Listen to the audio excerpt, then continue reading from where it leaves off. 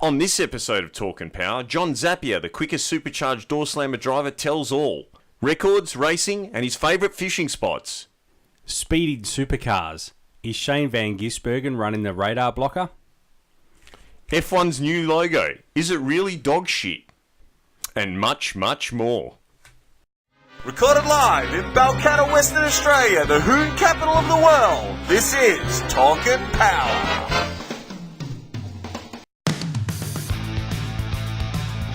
Gap is what happens when you hold to the floor and crush the man next to you. There's space in between your back bumper and your front bumper. We in the South we refer to it as the gap band. Well, I think Formula One is for grown-ups.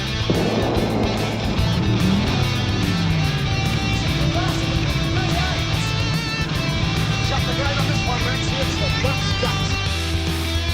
When we start traveling and move down this round, the players are going to get the chance! Yes, listen, please, one word. Good evening, mate. So, what about the sideways? You've got a race in your own lane. Now he's on the grass, he brings it back. Oh, some great driving there. Torque and Power. Your motoring and motorsport podcast. All right, Simon. Episode 18. Can you believe it? It's Talkin' Power is now old enough to vote and drink. Do lots of things at 18. Fittingly, this is our, probably, I'm going to call it, it's our biggest episode. Oh, definitely. Ever. Definitely. So, shall we call them out? We should call the man and get right into it We'll because get he's working on his car right now, so we don't want to hold him up too long. Okay, John, thanks for joining us on the Talk and Power podcast. It's much appreciated that you could make the time to join us here today. Yep, thanks. Lee, let's get stuck straight into it. Yeah, you're the 10-time defending champion. You're going for your 11th title. There's a newcomer to the sport. We don't want to dwell on him too long, but a young and upcoming guy called Paul Moyet. Yep. What's your opinion and thoughts on young Paul? No, Paul seems to be a nice guy, and he's hungry. The team's hungry. They want to do it at all costs and get to the top of the pack, and they've made a pretty good start after buying 2 turbo cars, and then finally they read the rule book and bought the right sort of car to race in top Doorslammer. They've made the change, and they sort of want to cane everybody for, well, they didn't let us run the turbos, we're going to run, They wish they'd never done it, and it's like, well, whatever. The deal is we're all got blowers. Let's just go racing, So now they've got the correct vehicle that meets our body rules. They've got the supercharger, and now they're throwing some other 5 speeds and bits and pieces at it, and they've got the crew chief. They've got all the gear. So now it looks like now I'm on a budget, and they're doing it properly. With no expenses spared. Yeah. John, but I just want to change direction for a second with the conversation. First of all, congratulations on the world record, and also congratulations on resetting the Australian record. I've always wanted to know this. For me, when my first experience drag racing when I was 15, I remember I was the old wooden boxes at Ravenswood. I was paying for my ticket, and I heard this noise. It was like a roar with a whistle in the background. And I ran up the stairs, and you were doing one of your trademark 3/4 track burnouts. And at that point, I realised that I wanted to go drag racing. Did you have a moment like that early on in your career? Like were you at the track one day and thought, I want to give this a go?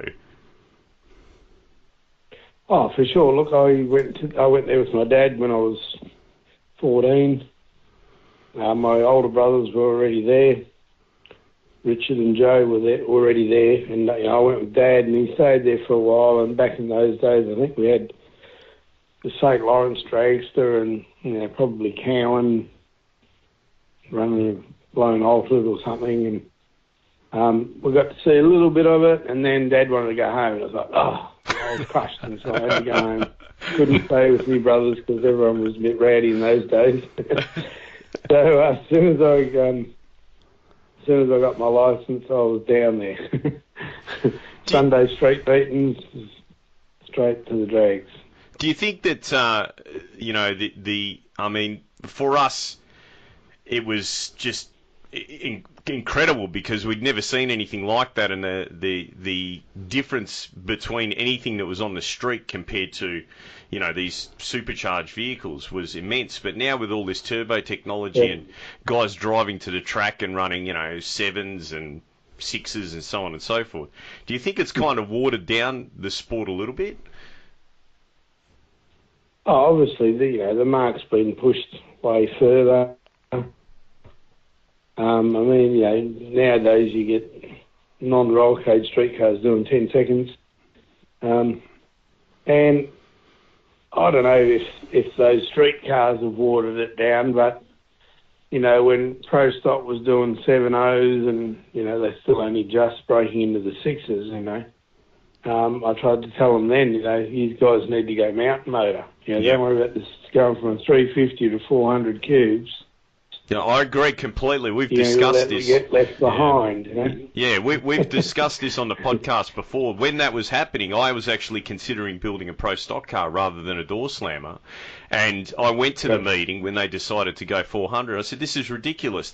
It's even pairing between the Chryslers, the Fords, and the Chevys in the 815 IHRA ranks. Why don't we go down that road? But they felt that they could bring some of the technology from their 340 cubes over to the 400s, which, we know that the cylinder heads, camshaft, everything's going to be completely different, but that was the thought at the time. But yeah, I agree with you completely. Yeah.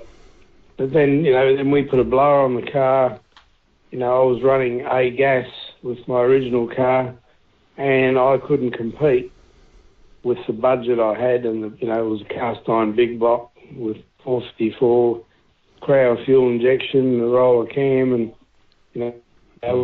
we got that to do 9.1s at 151, and then McCurdy and a few other guys, they were running 880s. So it was like I got to go 10,000 rev big block with all the technology, or let's put a blower on it. So we put a blower on it, and straight away the car went 864 first pass on a 427 Chevy with an 871. And big skids, and that's what everybody loved. And it's like that's what's, it was Wild Bunch.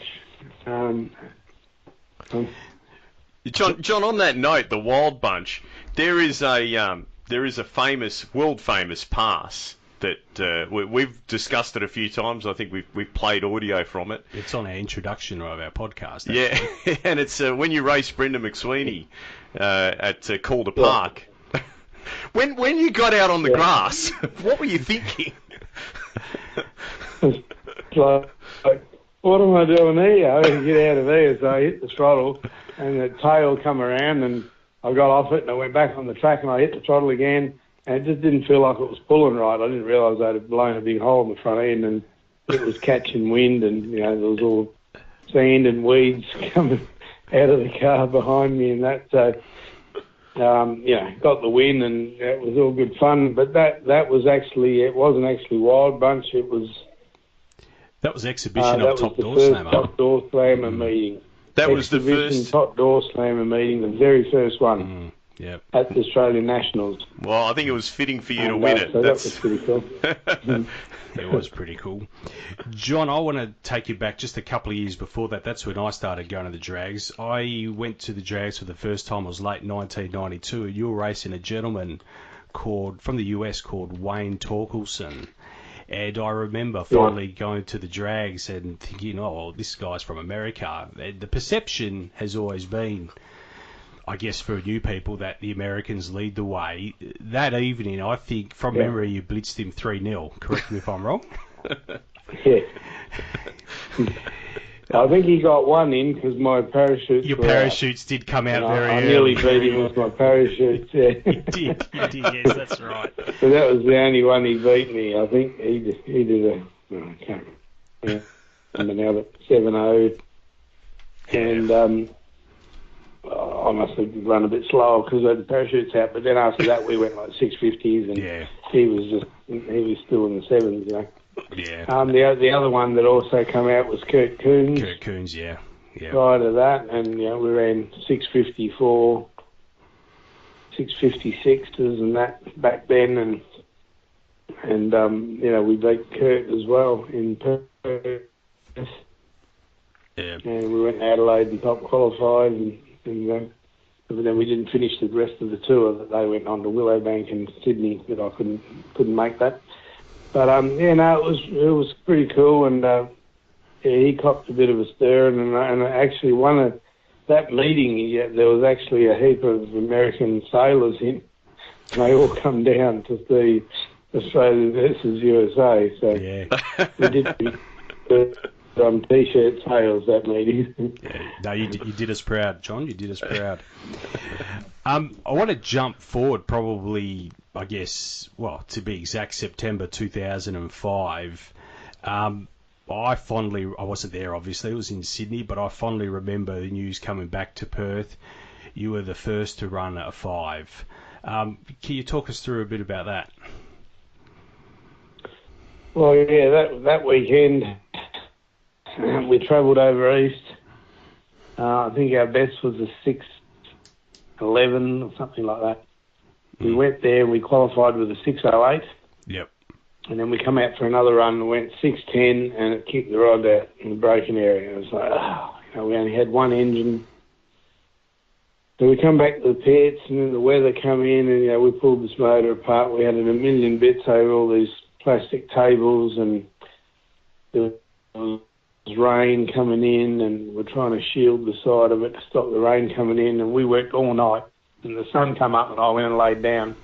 But after rebuilding it and filing dents off the crank, and we put another set of rods in it, the crank had a big dent in it, but we made sure it was a low spot. Put it back together. We borrowed a lifter and a blower belt. Put that back together. The guys kept working on it while I went to try and get some sleep, and I was laying in the bus above the air compressor, and it was just brrr. So I put ear muffs on and earplugs and laid on. And I actually got a few hours sleep, and the boys kept going right through, and then I got up and I was just about finishing it off, and sort of got it going at lunchtime. And we come out the first round, and the thing goes 6:01.2. And went under the record of a 6:02, and that's when Benny had the record at 6:02, and he was in the lane behind us. Well, he was in staging lanes and watched us run 6:01, and we come back and backed it up with a 6:02, so the record was ours. And then in the final against Gary Phillips, there was 10 grand up for the win from Dano. Yep. From the crane company that he had. And so there was that, plus the win, and everyone's going, go for the win. And I'm going for both.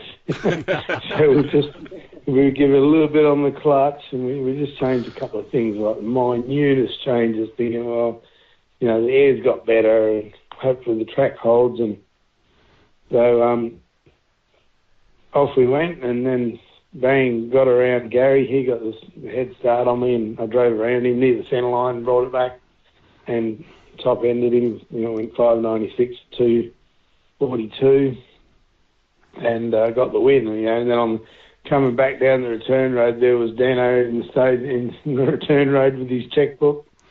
He wrote out the $10,000 check. Yeah, I watched it on TV. It was awesome weekend. It was epic to watch. It was definitely. I heard a rumor that that you guys were polishing the crank with some sandpaper and a shoestring. Is that true? Can you confirm that? A friend of mine, Sam, the go-kart racer, he went home and got some acid that he used in go-karting to melt the aluminum off the metal, because they had all aluminium marks on it, and So we put acid on there, and we etched all the aluminum that was stuck on the steel, and then we polished it. And we went and borrowed some linishing tape off Sainty's, and we were measuring and polishing, making sure that the dent had become a low spot and it wasn't going to grab the bearing, you know. Yeah. And every run we put a new big end bearing in it. Sure. That's incredible. That is incredible. John, and that was it. We had no spare engine in those days. We fixed what we had, you know. Yeah. Yep.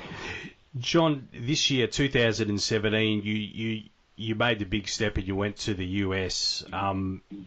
I mean, Simon and myself, we followed you. We watched every race we could. Got up. Well, no, it wasn't that early. Actually, it was quite convenient to watch it on a Saturday morning. Yeah, no, we were at the workshop and we had a break from what we were doing.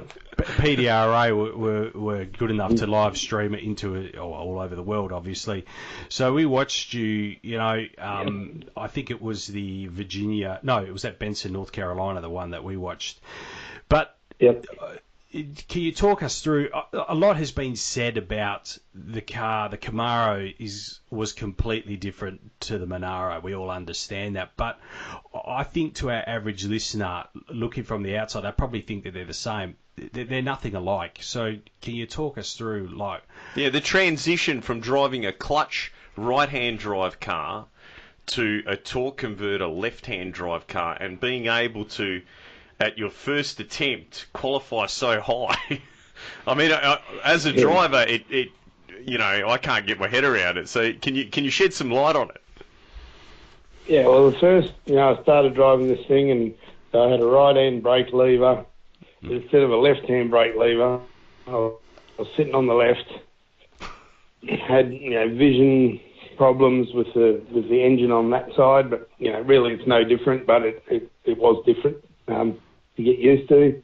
The brakes weren't real flash, and the car just wanted to go, and I'm hanging on to the brake from grim death. So it was like the car's got control of me, and I'm just barely managing to stage it. And then, the tree, as soon as you stage, and then it's like, I've got to put my foot flat, get on the two-step. I've got to drop the button, and I was doing 400 lights, and by the time...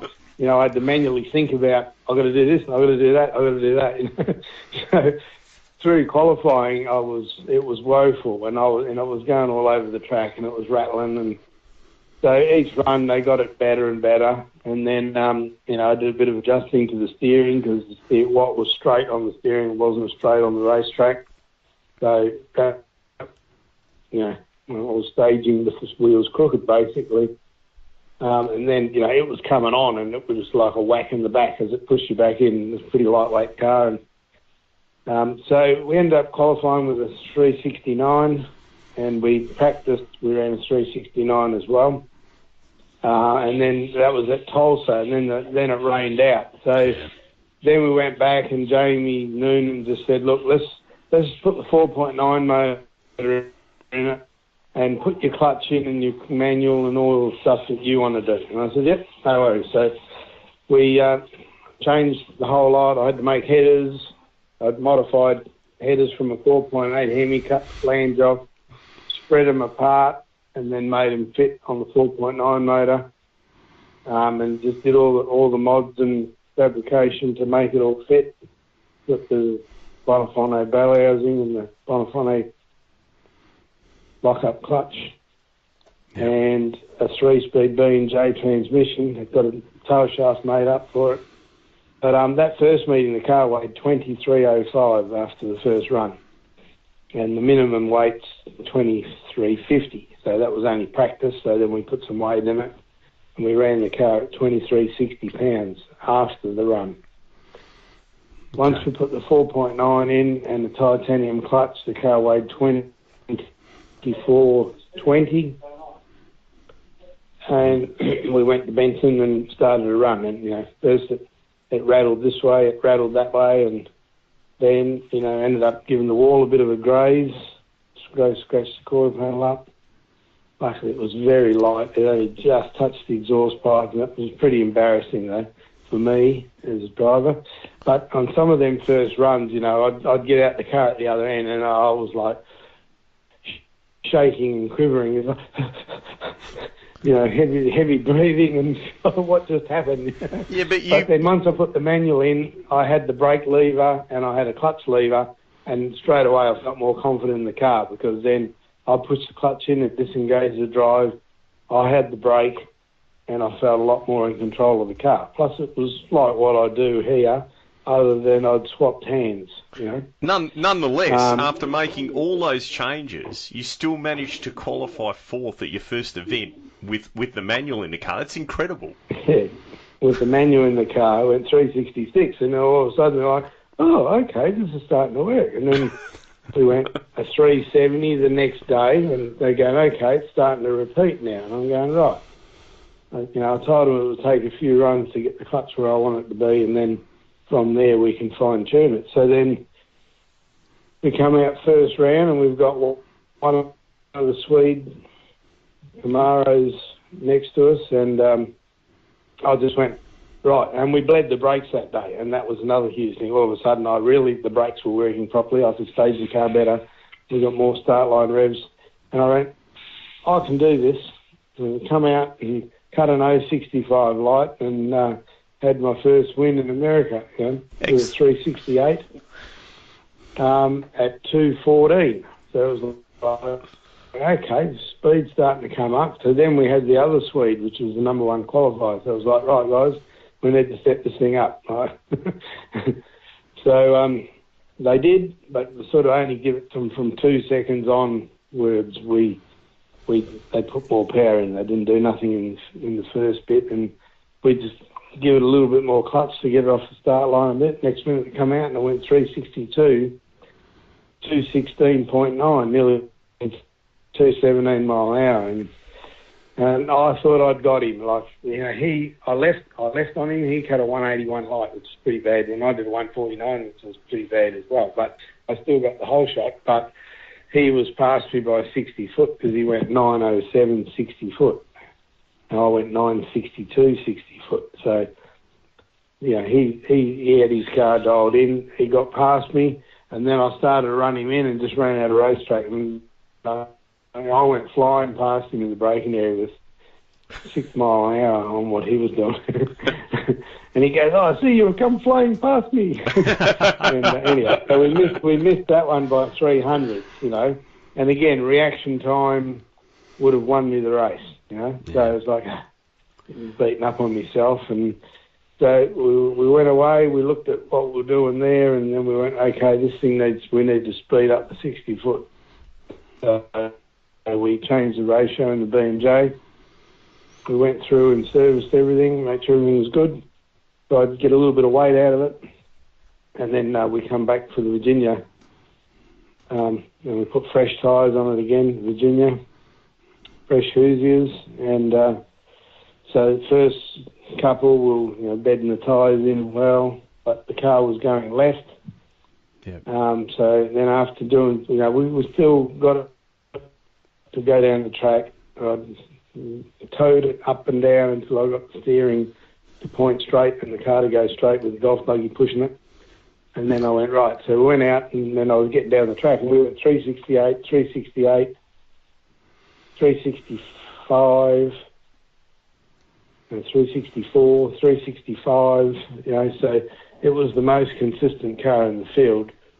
It went down every qualifier. A couple of practice runs were aborted, but from then on it went down every run, and it basically got quicker every run. The fourth qualifier we went 365, we lost the hundreds, and then we came out first round. We won that, the other car broke down, and we went 364 or 365 on that run at 213 or something like that. And then we come back, and I went, right, now we've got number one qualifier again, who's run a 354. So I said, guys, we need a 10th. We need to step this tune up. Like, it's now or never. Yep. And I said, and I need to cut a light. But anyway, we need horsepower first, and we need some ET. So they mucked around with the timing, and they opened lean outs, and then they said, how much clutch do you reckon we can throw at it? And we said, I reckon we could throw a turn base at it and give it some more spring pressure off the line, so get it to ET, and we did, and went out, and I cut a 129 light, which is a bit slow, and the other guy did an 078. So he got the jump on the line, but I started to reel him in. Again, thought I'd got him, couldn't tell who'd won at the finish line, but we went 354, 218, and he went 358, 216. So we ended up with top speed of the event, almost matched low ET of the event, which was only by thousandths. Yeah. And we went a 926 60 foot, 240 to 330. And, it was like everyone was pretty happy, even though we'd lost, and I'd lost on a hole shot again, lost by 200ths. But God, I could have done 100 light, 110 light. Yeah. Could have done it. But anyway, so still beating myself up over that one, because then he went on to win the meeting, and he ran a 129 light in the final and won the meeting. Yeah, so right. go figure. And he went the same time, and he went 354 in the final. That was Terry, I think he was doing that, with a Mustang. But the next day, John, you redeemed yourself. You redeemed yourself in front of the world. Yeah, so that's it. Well, we looked at the figures and we went, wow, this is going to be fast. We're going to run tomorrow. We wanted to run that night, and the curfew got us, and they said you can't. I said, but what about tomorrow? And they went, oh, we can't promise anything. And I said, look, there's no way I'm driving back home for 11 months to ponder what could have been. That ain't happening. So the next day they said, all right, follow Pro Nitrous out. So the Pro Nitrous final was run. Okay. And then we followed them out, and so it was just a solo, but it took me time staging. I took probably a little bit too long. I come in really slow because I just wanted to be fine. But then as I was waiting for the lights, and then the lights canted down, and I wasn't even worried about trying to cut a light on the tree. I just wanted to get the car staged right and go. And then I noticed in the corner of my eye the car started moving, and it was creeping, so it was time to go. So it already rolled the beams a bit, and we lost 3 numbers early. It only went 356 instead of 326. Sorry, 956 instead of 926.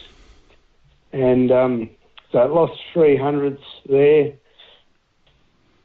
It went left, got out of the groove, I steered it back in, and it lost 400ths by the 8th mile. So it went 358 at the 8th, at only 215, and 3 mile an hour down at half track.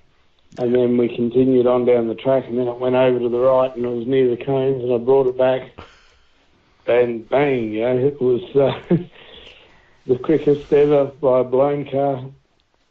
And, it was pretty... It was pretty amazing. happy. The guy come down and he rattled off all the numbers. It sounded like... And it was like...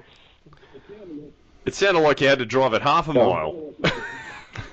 Yeah, it was that. But it looked angry in the first half of the track too. Like there was some commentary that you'd tamed it down. It actually looked angrier in the first part of the track by a significant amount. No, it looked angry, and it went left and got out of the groove, so it wasted a bit there, wasted a bit by rolling in the beams, which ended up a deep stage. But all in all, it was a really good run, and it was within 200ths off the ultimate world record by the turbo cars, which was a 540. So that we're number 2 in the world with doors, number 1 in the world with a supercharger. And that time held through the meeting at Las Vegas last weekend, where John Stanley managed to do 266 and take our top speed off us, but we still got the quickest ET, hopefully for a little while.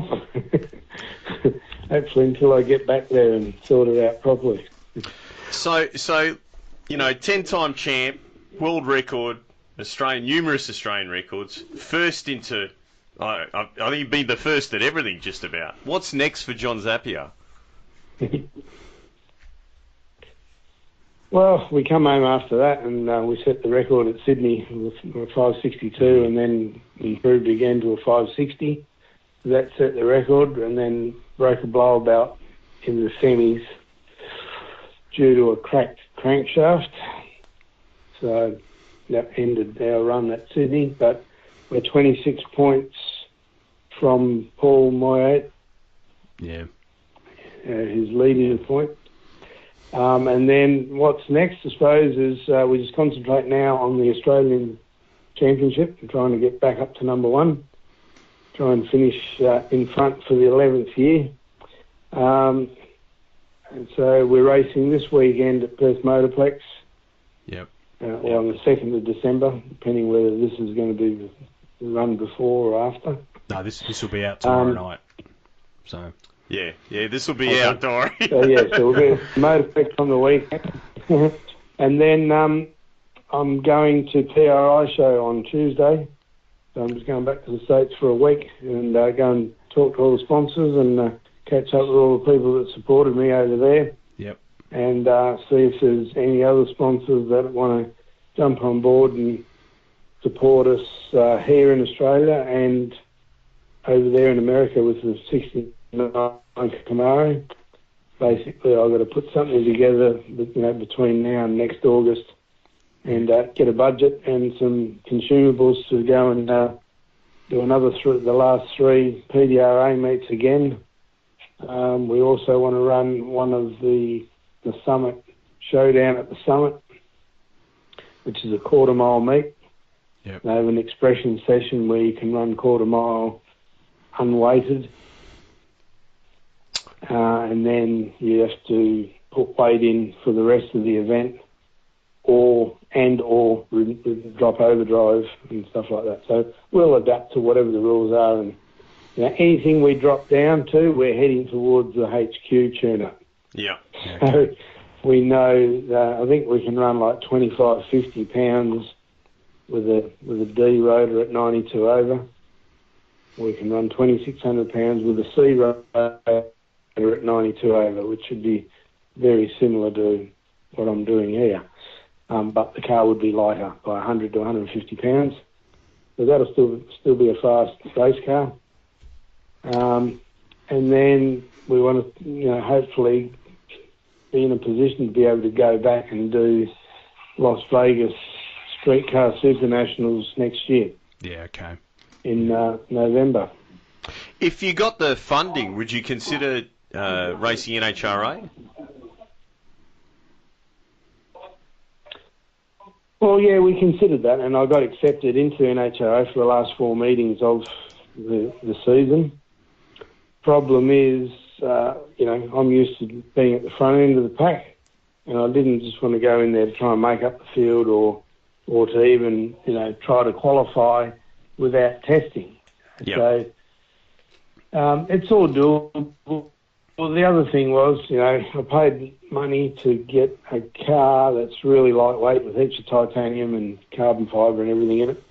And so you get a 2,500 pound car, and then you go and put a small blower on it and put another 200 pounds of ballast in it to make it 2,600 pounds. So, and get rid of the lock-up clutch. So, all of those things didn't really excite me.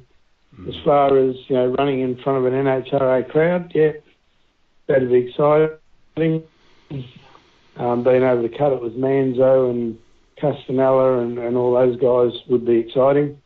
But I'm a realist, and, they've got lots and lots of money being thrown at that. Everybody in that class is a rich businessman that throws lots of money at that class. So I'd be kidding myself to say that I'm just going to go there and go straight to the top. Because that's, I know I'm capable of doing that, but yes, with a budget, I could do that, for sure.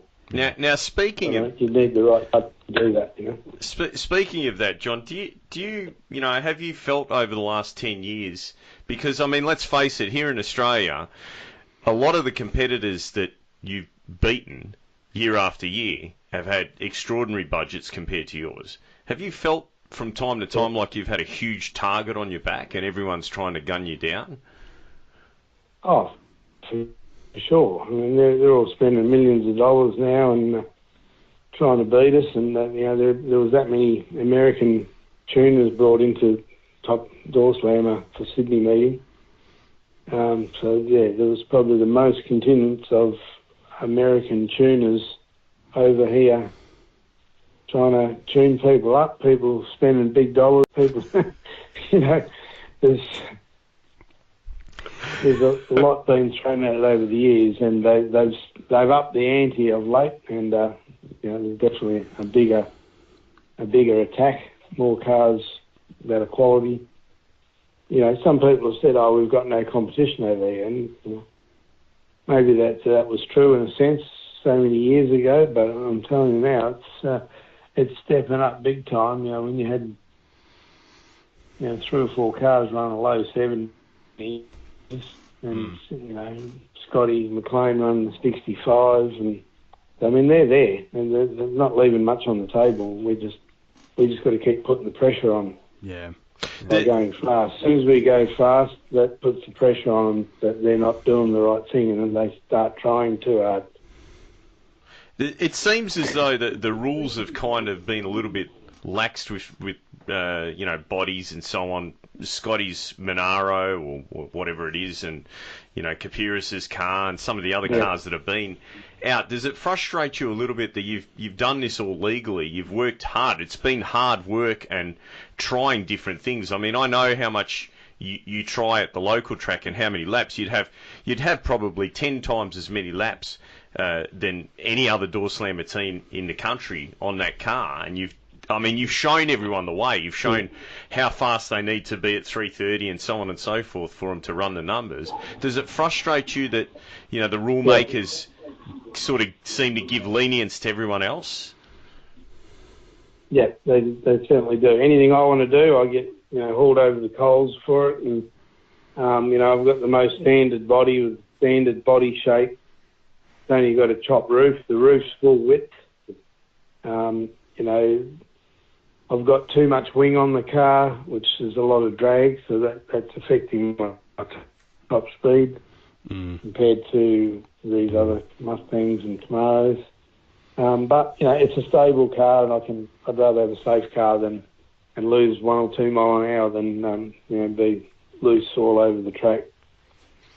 But yeah, it does. It's frustrating. They keep letting more and more stuff happen that you and me would try to do it, and they'd say no, and then everyone else says yes.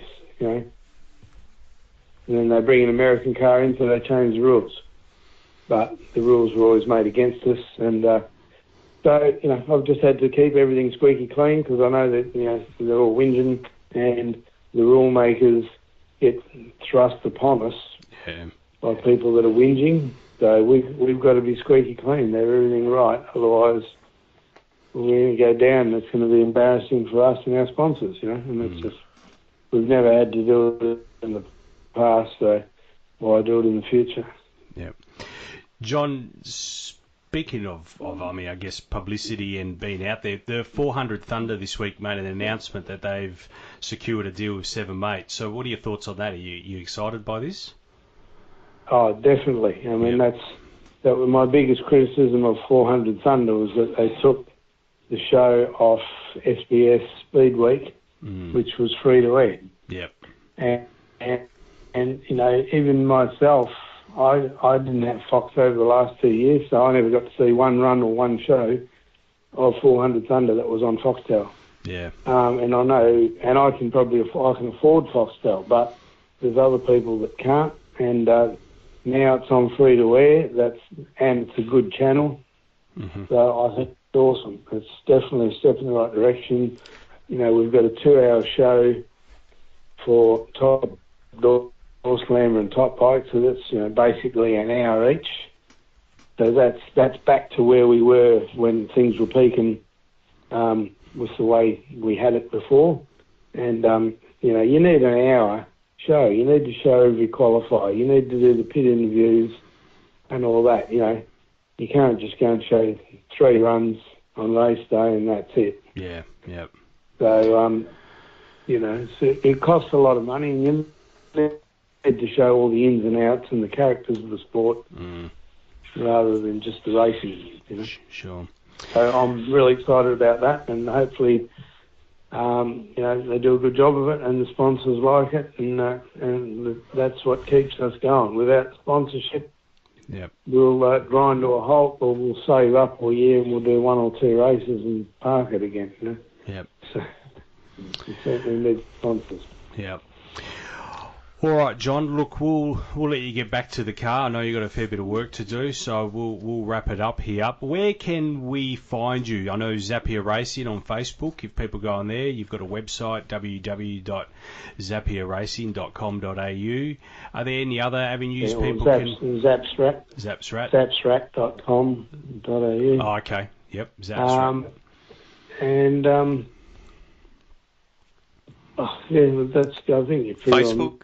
Facebook. Facebook. Yep. There's Zappia Racing on Facebook, as well as my private one, and the private one's full. I've got 5,000 friends on there, so unfortunately I've got 1,000 friends wanting to be friends that I can't put on, because you put someone on, it puts somebody off. So basically, if everyone goes to Zappia Racing, find Zappia Racing on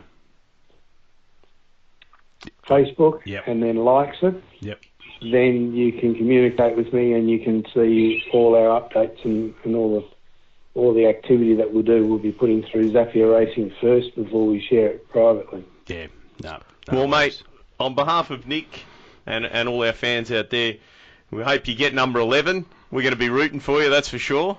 Definitely. And thanks for taking the time out from your busy schedule to have a chat to us. Thanks, John. No worries. And I'd like to thank all my sponsors and crew, and especially Fuchs and Denani Hotshots. The Fuchs Monaro and the Fuchs Monaro and Denani Hotshots are the co-naming rights of the car. So without them, I wouldn't be doing this full time. Yep. And all the small sponsors that help out in every way possible, and all my crew that are volunteers and come and help out. And John, one thing I've noticed. I get to, sorry to cut you off there, but one thing I've noticed about your crew, I've been going to the drags, as I said, since '92. A lot of those guys are the same guys from back in '92, and probably a lot earlier than that as well. So, I think that's the key. Same guys. Yeah. Yeah, we're the same guys, and I've taken them around the country, and sometimes you get a little bit of a holiday between racing, but not very much. But they've, I suppose they've been excited by our performances, and that's kept them enthused to keep on helping. The same with the sponsors. Everyone wants to back a winner. And so it's been really good, and those guys have all stayed with us, and they haven't gone off onto other crews trying to be crew chiefs and big know themselves somewhere else. They've just stayed with us, or they don't come anymore. So you're going to try and find some time for fishing this year, John? Oh, I'd like to, yeah. I'm racking my brain all the time how I can fit some in. But don't know. We'll see. Maybe on the way home from the Nationals in February, we might be able to stop at Fowler's Bay and throw a line in. But that's, not going to be much time for it, unfortunately. No, well, good luck with everything, John. Thanks for your time tonight. All right, thank you. Thanks, mate. See ya. Bye. All right, well, there you have it. You heard it from the man himself. The driver, tuner, and builder of Australia's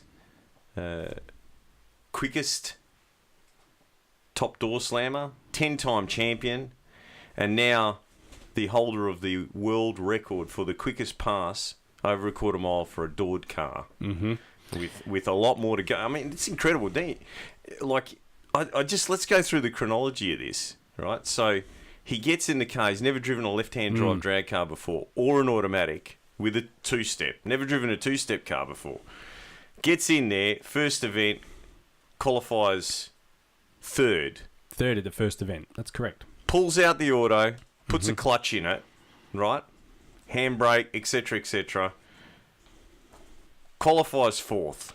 Well, we should add he wasn't able to compete in that episode. He qualified third because it got rained out. So it was rained out. Yeah. That's right. Yeah. So following event, does all this work in between, comes out with a completely different setup. Yeah. Qualifies fourth, right? Goes to the semis. Semis, that's correct. Right. And then comes out at the next meeting.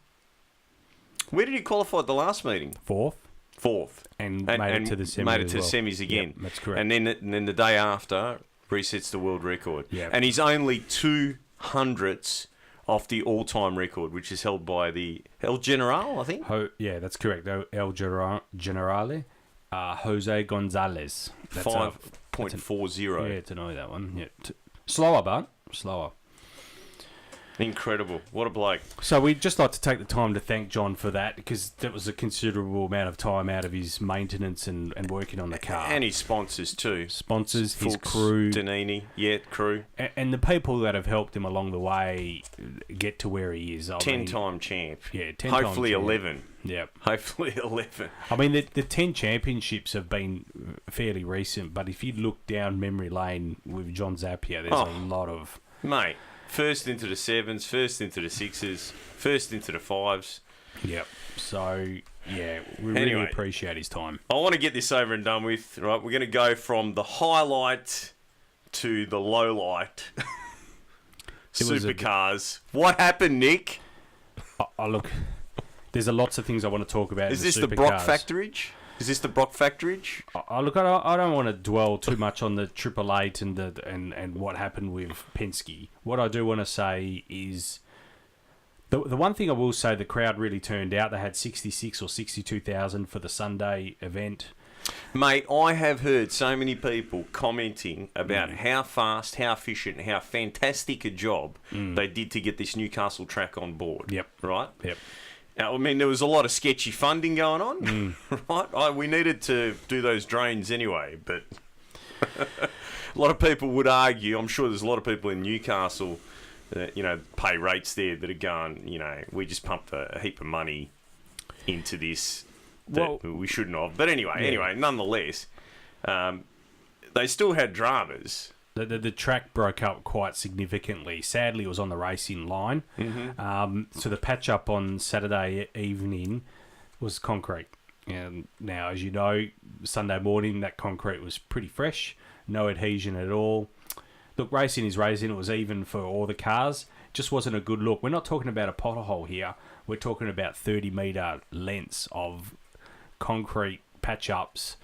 Not just on one corner, but on several corners. And this is why the supercar people should not get involved in civil works.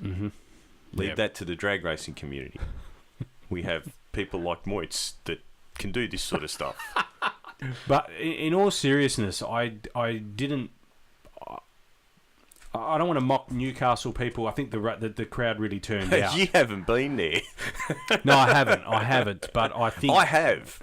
I think from a publicity point of view, I think that all the bells and whistles were certainly there. Oh, the event was a success. There's no doubt about that. The outcome of the racing and the outcome of the championship was a disaster. It was. What makes racing great, like we saw in the MotoGP, is where it goes down to the wire. And to have Scotty cop this penalty, right? How come he was the only one that copped the speeding penalty? Well, no, actually, Fabian copped it as well, but both Penske cars copped it. But I can't understand how Shane Van Gisbergen, that was literally touching his bumper, not touching, I'll rephrase that, but coming in right behind him. How come he didn't cop it? No, I don't understand that. Now that put them way back in the pack and fighting for the rest of the day. Killed the championship hopes. Yeah, Yep. The other thing I want to talk about, and I touched on it at Bathurst this year, I reckon the skill and the demeanour and the general ethics shown in V8 supercars and the Super 2 drivers is poor. Now, people can argue with me as much as they want.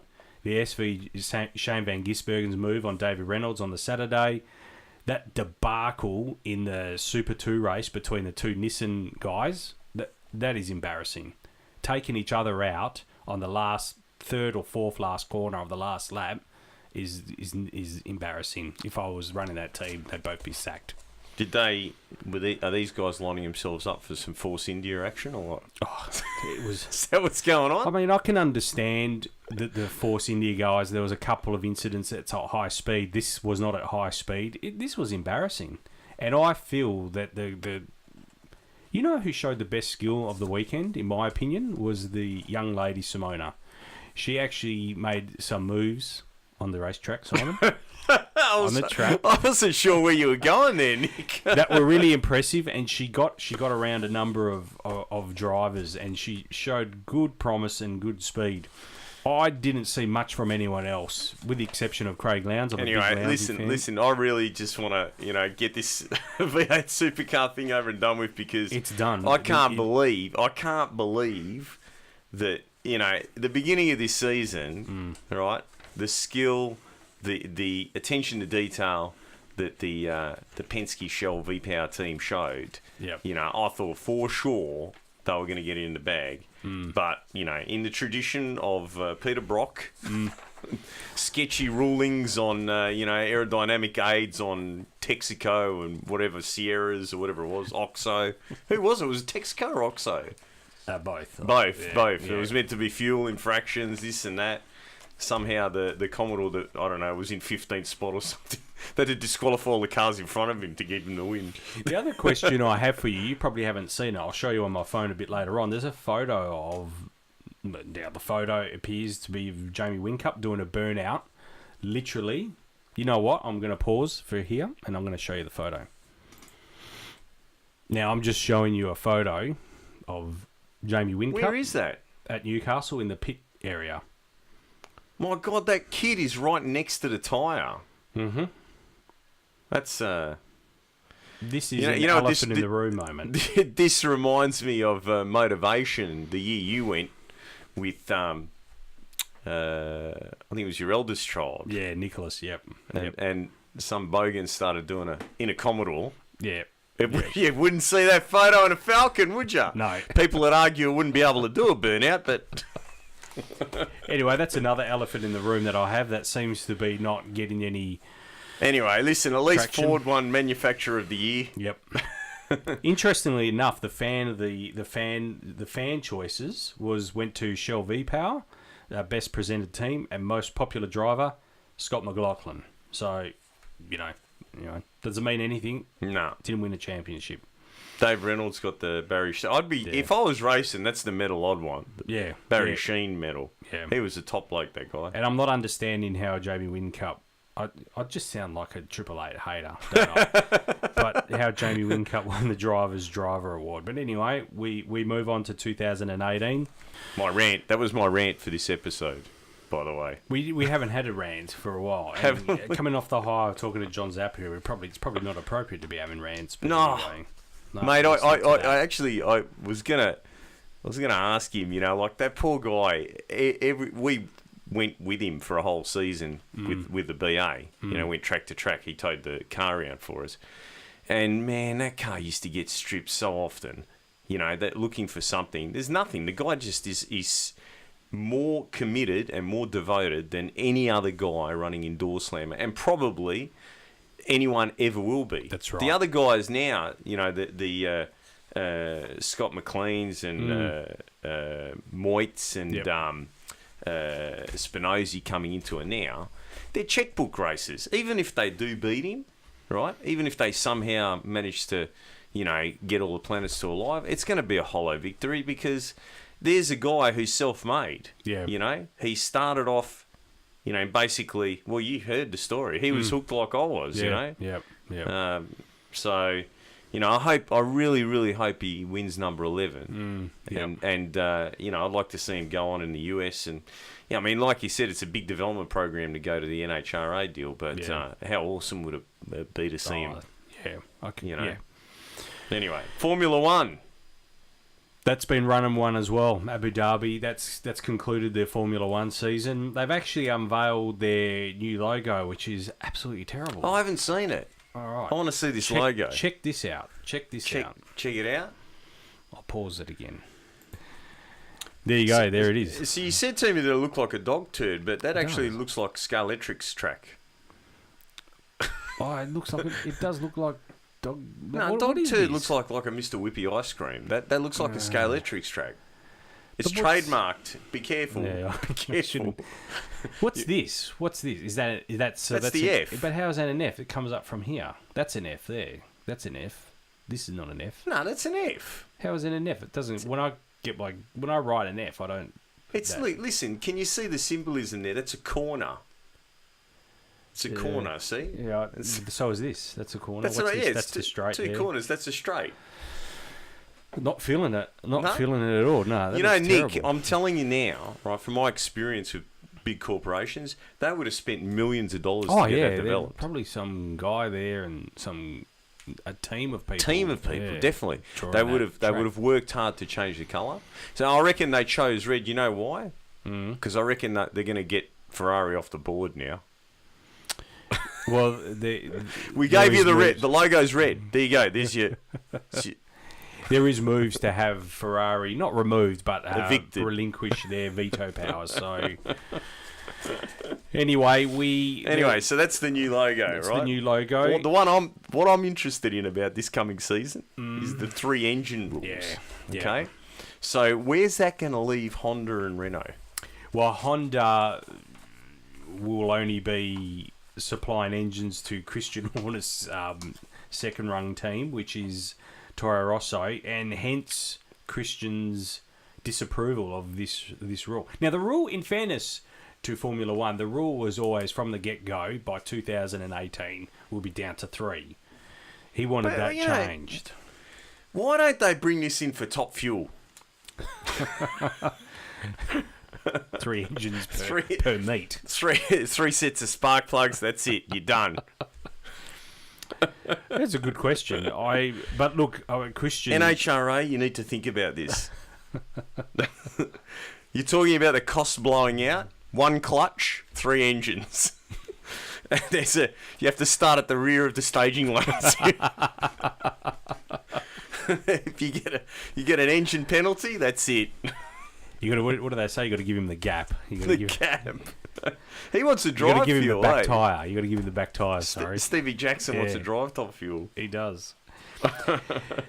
So anyway, Christian Horner is getting quite upset about the whole deal. Doesn't believe that the 3 engines would be in his favour, and I tend to agree. Given that Daniel had another failure, I believe it was hydraulic failure at this race, but nonetheless, it was still a failure. They got hydraulic lifters in it.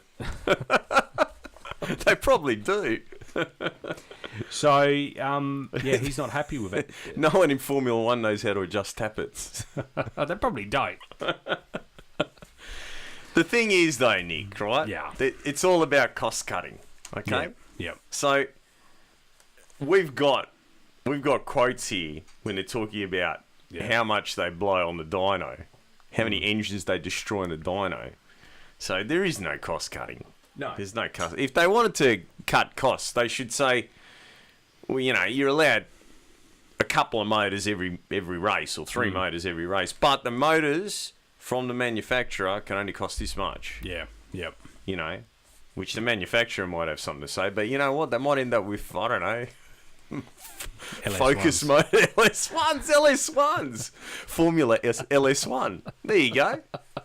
That'd be good. The powdered rods. So, look, I mean, it's an interesting time ahead for Formula One. The new Halo system comes out next year as well. Whether that improves safety, well, I think it will improve safety, the look of the sport. I don't know. I'm not one way or another on it. Really, it doesn't improve the look of the car. Certainly not. But if it's something towards safety, hey, look, I'm all for it. But that's... I reckon that's the biggest problem with motorsport now is we're too worried about safety. Yeah. Okay. Yeah. Look, don't get me wrong, right? If you're just a like backyard racer, let's call it, right? No one to see anyone get hurt. But when they're getting paid, $18-20 million a year, well, there's got to be some risk involved, eh? Yeah. You know what I mean? Because I don't think there's a hell of a lot of skill involved in there. From what I've seen, these things just about drive themselves nowadays. So, in fact, I've heard. Have you seen the Jerry Pickle Pro Mod kit? Yes, Pro I Mod have. starter kit? Yes. Yeah, I heard. There's, I don't know, if you've seen that video. If you haven't, check it out. Jerry Bickle, Pro Mod starter kit, right? He talks about the history of Pro Mod and so on. Ironically, he goes on about, the auto shift, etc., etc. Zap, who's the quickest supercharged racer in the world, right? And nearly the quickest Doorslammer by 0.02 of a second. Zap runs a pedal clutch and he shifts it manually. So no two-step, none of that stuff. So, yeah. But anyway, what I was saying is he does another video prior to that one. I think it was an April Fool's video of a drone Pro Mod. No, that's Tim McManus you're talking Sorry, about. Tim McManus, yes. not Jerry Bickle. Yeah, Tim McManus. Yeah. He's gold. I love Tim McManus. Yeah, he is. He's classic. So, yeah, he does. So, I think that's where we're at now with the Formula One, right? And I've said this before. I think it's time that Formula One embraces new technology, right, and gets rid of the drivers altogether. Yeah. And we're going driverless, right? And think about all the new sponsors you could bring in. You could have Uber. You could have Deliveroo, Uber Eats, Domino's. Yeah. They're gone autonomous as well. Yeah. Well, you can't see the benefits here. You don't have to pay these dickheads millions of dollars either, just to have them whinge. Oh, I can't believe the motor blew up. This is embarrassing. Dude, with the amount of money you get paid, you shouldn't give a shit if the motor blows. In fact, you should be happy. You should be like, I get to go home early. I'm going to Monaco to hang out with some girls. Big-breasted women. Instead of whinging about it, like you had a chance of winning the championship. You're in a shit car with a shit engine. You're not going to win. Nah, give it right. up. Anyway. Speaking of kits, have you seen Tim McManus's radial kit? No. Yeah, you got to watch that. Oh, really? Gold. It's What's the absolute rate? gold. It's got to be some sort of traction control. No, or something. I can't repeat it. It's a kit that he supplies for his cars for radial races. Again, in tongue-in-cheek, obviously, but it's gold. Really? I've got to check this out. Yeah, YouTube. I don't think I've not seen this. YouTube that one. It must be an old one. Yeah, it is. It's probably 2 or 3 years old. Wow. We'll play it later. I can't play it on the air. I can't. No, Seriously. Too much. You got to have that Triple J warning. Oh, speaking of which, what's with the hottest 100 is not going to be on Australia Day? Oh, you tell. I was going to bring that up, actually. You explain that to me. Your radio station. Well, look, the thing is, though, right, you want to argue about the date, that's fine, but have it on another bloody public holiday, because it's become a bit of a tradition in my household that we have a barbecue, we have a few drinks, this is true, this is 100% true, we watch old Australian car movies. Oh. So we have Triple J playing in the background, and we watch Running on Empty, Shaker Run. Oh. We watch some American ones too, Two Lane Blacktop, whatever we can download for free. Running from the Guns, have you ever seen that? Yeah, that's great. a good one. Yep, That's a good one. Which is the one with the Cobra? Running from the Guns. That's the one, yeah. with the GT with the tow bar. Yeah. The Reese hitch. Yeah. Because there was an option, obviously, back in the day for a Reese hitch to tow a caravan with behind your XY GT. It was a HO, actually, I think. It was a HO, yeah. Running from the Guns. I wonder John Blake. What it's like shifting a top loader with a caravan. Or a tinny on the back. A tinny would be fun. Anyway, it is what it is. NASCAR. Yeah, NASCAR. We haven't talked about NASCAR all year, really. We have. Well, we but there hasn't been any. There hasn't been any really good fights. That's why we sort of switched off after the Joey Logano and Kyle Busch incident. But anyway, it finished up on the weekend. Martin Truex Jr. got his first maiden championship victory in NASCAR. It's good to see the furniture. They're not a privateer team, but they kind of are. They're as close to a privateer team as you'd probably get. So Barney, Nick, they're not. NASCAR teams employ 200 people. Yeah, but they're the Furniture Row team. They're close to what I would call. They're the closest to privateers we're probably going to get. But anyway, it was good. The team owner was suffering from a heart attack and had bypass surgery, so he wasn't able to be there. So I got to ask this, all right? Yeah. Because reading your notes it wasn't clear. Did he have the heart attack because they won the championship? No. It was prior to that. He must have got the bill for the season. He did. He got the bill. So it was fitting. France family came to see him. This is how much you owe us. Your franchise fees. So it was great to see Martin win. He actually won the race as well. So winning the championship, he won the race, the Homestead Miami race. It was also his longtime girlfriend is battling ovarian cancer, Sherry Pollock. So it was great to see him win. What I was really surprised was the number of wins each manufacturer. I was too. That's why I put it there. Like that caught me by surprise as well. 16 wins to Toyota this year, 10 for Ford, 10 for Chev. Incredible. Incredible. Yeah. Now, how many Toyotas are running? Because we used to have this thing back in the day, the old touring car championships, where there'd be 500,000 Holdens and 3 Fords. Yeah, yeah. Is it the same now? No, is there less 20,000? There's less Toyotas. There's less Toyotas. Only Joe Gibbs, these guys, and I think there's another team. Don't quote me on the numbers, but there's certainly less. That's Toyotas incredible. than- So what is it? Are they making? That's a good question. Are they getting luckier? They got better motors? Are they? I don't think they have better motors. I just think. See that they did. I mean, look, the modern NASCAR engine doesn't really have a lot to do with any production engine. No. Nothing at all, really. But when Toyota got into it, they were able to look at the Chrysler, the Ford, and the Chev, and take the best bits and manufacture an engine specifically for the class. Since then, you've got the R07 or R08 or whatever the GM one, and the D3 or whatever they're up to with the Fords, which are very specific engines for the class. But they did have the opportunity to start with a clean sheet of paper. So I was going to ask you, is there no Chryslers running? No. Penske were the last ones, and they changed to Ford 3 years ago. Right, okay, Yeah. okay. So all it has probably come to a stop because that was basically, NASCAR orientated. No, W8, that's right. W10 cylinder heads. Way back from the original W2s, which were the Chrysler factory ones. Don't ask me about the Camry. Okay. All right. We're off the Camry. Let's not talk about it. It's not that. It's that I'm really busy at work. There's a race meeting, as John said, this weekend. And I've got to get a stack of transmissions done. I've got to get a roll cage built, right? So we record this on a Tuesday. Yep. My wife has just flown home. I basically had to say hi, bye, right? So we could record this. It's Tuesday, and I've got to have this cage built and teched and ready for them to race on the weekend. Oh, wow. Okay. So no pressure. All right, so we'll wind it up. Okay, boys. Anyway, speaking of our sponsors, I am getting around to all of our sponsors. I've sent a couple of emails out, and I've started talking with them. We're going to do a Christmas special podcast where we talk to all of our sponsors. Are you going to try and get Santa Claus in to interview him? No, that's me.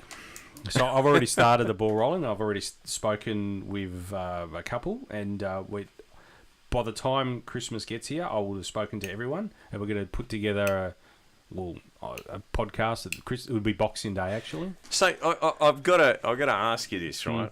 John Zappia, quickest blown in the world, right? How are you going to top this one?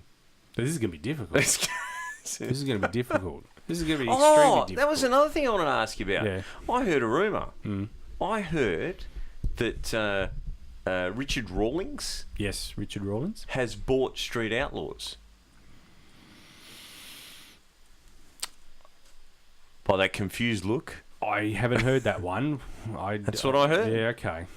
I know that Discovery have purchased the controlling part of Motor Trend Network. I know that, but I didn't know that Richard Rawlings... It doesn't surprise me. What's Motor Trend Network?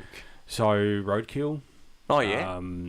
Hot Rod Garage. Yeah, but that's Angel. got nothing to do with Street Outlaws. No, it doesn't. They're already owned. But I haven't heard this one. Yeah, that's what I heard. I guess if you can't beat them, you buy them. He's multi, that guy. I mean, seriously, he is multi. So, no, you're right. He couldn't beat him. So, yeah. We'd have to verify that, I guess. I don't know. Just look into it because that's what I heard. And apparently it's off the street now. It's going to be at racetracks. Oh, okay. Yep. And they're going to open it up. That's a surprise. To, What's that? That's a surprise. They're at racetracks. Wow. You know, what used to always get me, we've discussed this before in the show, is you see flashing blue lights in the background, and I want to know where this back street is, right, that you can suddenly vanish from, and there's all these lighting towers. Yeah, I'm off this show. I'm off it. I'm off them. I'm off all of them. They're a bunch of knobbers. Sorry. No, I listened to their I was listening to their podcast. I don't listen to their podcast anymore. They're not funny. They had a go at people that are less fortunate than themselves. So I don't think they deserve. Really? Yep, they did, and they don't deserve. If I was a listener, that's a bit sad because like Farm Truck and Asian, they seem like. I wasn't them, but it was the main guys having a crack at people that are probably less fortunate than themselves, and I didn't find the humour in it, so I'm off. Anyway, I don't want to talk about that. Well, one of them drives a Pontiac, so. Yeah, the other one drives a Nova, and the other one drives a '57 Chev as well. He was saying, really? Yeah, wasn't terribly impressed. Wow, that's a bit sad. It's there for the record. If people want to listen to it, they can. I don't want to go. They're going to edit it out now. No. It was on. It's out there. But anyway, that's them. That's how they roll. And we do trash. You know, Triple Eight a fair bit though. We do trash Triple Eight, but I mean they can wear it, but the people that they were trashing can't. So anyway, whatever. It's a whatever. Anyway, we need to thank you, All Fast Torque Converters, SCM Performance, BG Mechanical, Keys Transmissions, Monster Torque, Overboost, Mach 1 Air Conditioning, Benzene Detailing, Challenge Batteries, WA Suspensions, Shift Kits Australia. I've already emailed a few of you. I'll be reaching out to the rest of you. We're going to have a quick chat over the phone over the coming weeks, and we'll put together a Christmas special where we talk to all of our sponsors. And off OTR tires. Yeah, Robbie and Mick. So I'll be reaching out to everyone. Special thanks to John Zappia once again for coming onto the show. He's not our first guest, but he's going to be a hard act to follow. You need to get Donald Long. I would spend months editing a Donald Long interview. We'd have to change. We could just fake it. We could just have. But my next guest would be the next one on the list is actually Stevie Fast and also Daniel Ricciardo. So if there's any people out there that. Yeah. You won't get Daniel. You'll have to go through his publicist, and they'll want to do research on us, and we're just a couple of wogs from WA. Yeah, just I like him. I know, but they're exactly the same. It probably cost you $10 million to get that. Except I can't drive as good as him. That's maybe ring up Red Bull and tell them you'll buy a carton off of him or something. God, not that. I wouldn't drink that. We'll put. Don't say that. You'll never get him on here. There. We'll put the Red Bull logo on our website or something. All right, you can find us at iTunes, Podbean, SoundCloud, Facebook. Share this episode, please, everyone. And also, go to the John Zappia... I gave the wrong web address. It's actually www.zapsrat.com.au. Zappia Racing on Facebook. Go there as well. Yeah, definitely get the likes up. Yeah, likes up. You'll get updated on whenever he resets a record, which I'm sure he's going to keep doing. He will. Buy a T-shirt. Buy some merchandise. And go over and say hello to the crew at the track as well. I mean... I'll tell you now, if they're not doing a mad thrash on the car, which they often are, he's more than happy to have a chat, sign, autograph stuff for you. He's a great guy, as you heard tonight. Yeah. And I mean, seriously, his crew, they're the same guys. I remember as a 17-year-old, the same guys. No one, there might be a few different faces here and there, but. It's amazing to keep that group of guys together, 17 on 42. So well, you still talk to me, so... That's true. 26 years, there you go. All right, I don't want to 26, so we raced in 99. Yeah. I think that's when we started. Yeah, 99. 99. Yep. Yeah, but I was a bit older then. You're older than now. 20, no. 24 now. What are you, time traveller or something? No, I was... That would make your wife the time traveller's wife. All right, guys. Thanks for joining us on this podcast to remember. Let's put it that way. And we'll mark this one down 18. It's going to be a hard act to follow. Appreciate all your support. Get behind us. Get behind Zappia Racing. Get behind All Fast Torque Converters and all of our other sponsors as well. Where can they find you? Facebook? At work. Okay. All right. And get behind the Camry. The Camry will happen. We've got a bit of a delay at the moment, but we're going to get back into it. Yeah, we'll get there. We'll get there. I need to get through this. Well, yeah. I've got so much of a backlog. There's so many transmissions sitting there to be built. Yeah. And, I've got this meeting to get through. Yeah. And then I've got to get a stack of jobs out. There's a big heap of work that needs to be done. That was me. I just hit one of the springs on the mic stand. So what's that noise? Yeah, here, listen. Anyway, because the Western Nationals is going to be... Well, I don't know what's going to happen now. Is that going to be an Andrew meeting? No, that's over 400 Thunder meeting. Right, so it's obviously not a record-setting meeting. It will be if you're in ProSlammer or Pro Alcohol or Prostitute. Pro the motorbike, top bike. Pro bike. Pro bike. Pro top bike. Top pro bike. So the Western Nationals is our only 400 Thunder meet, unfortunately. There you go. Anyway. All right. Thanks, Simon, for coming in. Thanks for having me. Thanks for organising the... I must say, Simon organised that interview as well. So it was on I just rang him up. Yeah. So what are you doing? Because I want to have a chat with you guys. All right. Thanks a lot, Simon. Thanks, Nick. We'll see you soon. See you on the street.